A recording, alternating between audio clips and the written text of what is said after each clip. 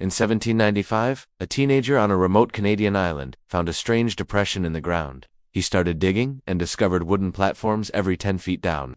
But at 90 feet, water flooded the shaft. For over 200 years, people have been digging. 6 have died trying. Millions have been spent. Advanced technology has been used, but whatever's down there remains hidden. What is buried on Oak Island? This is the Oak Island Money Pit, one of the world's longest and most frustrating treasure hunts. It all began in 1795 when a teenager named Daniel McGinnis was exploring Oak Island, a small island off the coast of Nova Scotia. He noticed a circular depression in the ground, about 13 feet across. Above it, a tree branch had cut marks, as if a pulley had once hung there. McGinnis returned with 2 friends, and they started digging. 2 feet down, they hit flagstones, not native to the island. Someone put them there. They kept digging. At 10 feet, they found a platform of oak logs covering the entire shaft. They removed it and kept digging. At 20 feet, another oak platform, then another at 30. A clear pattern was emerging. Every 10 feet, a wooden platform sealed the shaft. The boys realized this was beyond them. They needed help, money, and equipment. But the word spread. Oak Island has a treasure. By the early 1800s, the first organized treasure hunting company, the Unsolved Company, was formed. They continued digging, down to 90 feet, finding more platforms of oak, charcoal, and putty at regular intervals. Then, at 90 feet, they discovered something incredible. A stone, about 2 feet long, covered in strange symbols. No one could read them, but they were clearly carved with purpose. For decades, people tried to decipher it. One disputed translation claimed it said, 40 feet below, 2 million pounds are buried. The original stone was later lost to history.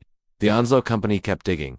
The next day they returned to find the shaft flooded with 60 feet of water. They tried to bail it out, but it was impossible. The water refilled as fast as they could remove it. The money pit had defeated them.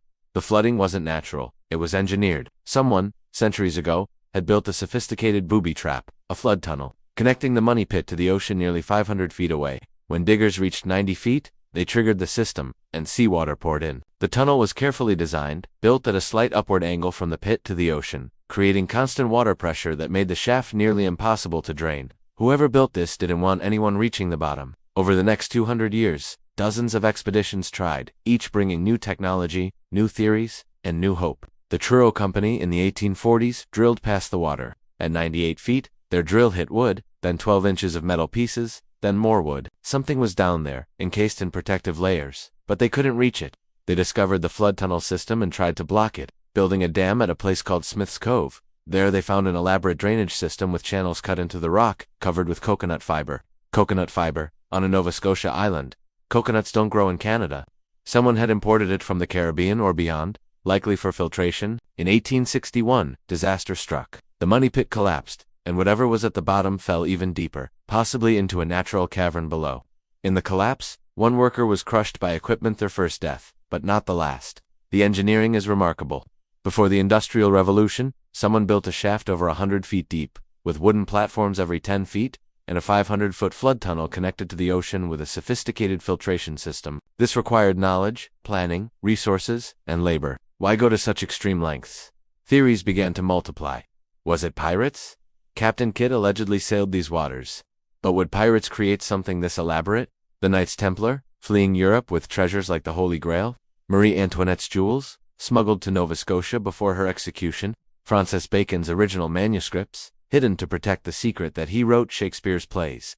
Or treasure from a wrecked Spanish galleon? The problem is, every expedition finds something, just not the main treasure. In 1897, they found parchment paper with visible ink at 153 feet.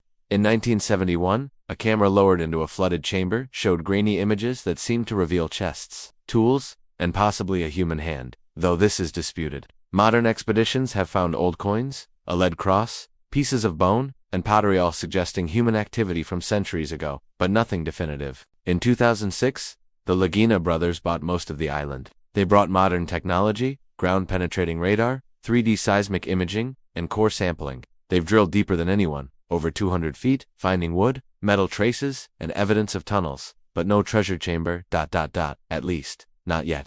The money pit has claimed 6 lives. A worker crushed in 1861, a boiler explosion in 1897, and in 1965, 4 workers died from gas in a shaft. There's a legend on Oak Island. 7 must die before the treasure is found. 6 have died. Is 1 more to go? The financial cost is staggering. With millions spent over 2 centuries, some have lost everything, their fortunes, their health, their lives. The island takes and gives nothing back. So why do people keep trying? Because of the evidence. The wooden platforms weren't natural. The flood tunnels weren't accidents. Someone built this. Someone spent enormous resources to hide something valuable, or sacred, or dangerous. Modern analysis of the coconut fiber carbon dated it to between 1200 and 1400 AD, centuries before Europeans officially discovered Nova Scotia. Someone was here, bringing materials from thousands of miles away. A lead cross found in 2017 was determined to be medieval, possibly Templar. How did it get to Oak Island? In recent years, scanning equipment detected a ship-shaped anomaly deep underground, about 200 feet down. It's either a natural rock formation or a buried ship. They're drilling toward it now, slowly, carefully, one core sample at a time.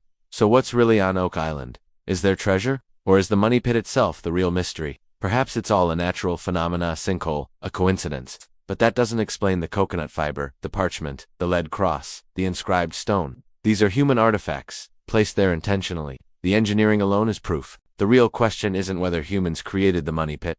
The question is why. Maybe the treasure isn't gold. Maybe it's historical manuscripts, religious relics, or items of immense cultural significance. Or maybe the treasure was already found, long before 1795. Maybe what we see today is just the empty, elaborate vault left behind. The Lagina brothers continue digging. New technology reveals new chambers, new tunnels, new possibilities. Every season brings new discoveries, but never the final answer. Oak Island keeps its secrets. Maybe that's the point. Maybe the mystery is more valuable than any treasure could be. What do you think is buried on Oak Island? Pirate treasure, Templar relics, or nothing at all? Comment your theory below. If this mystery fascinated you, leave a like, subscribe to Micey Mysteries, and turn on notifications. Share this with anyone who loves unsolved history. Save this video, because some mysteries, people dig for centuries. Some treasures are never found, and some islands never give up their secrets. Micey Mysteries, where curiosity meets the unknown. See you in the next mystery.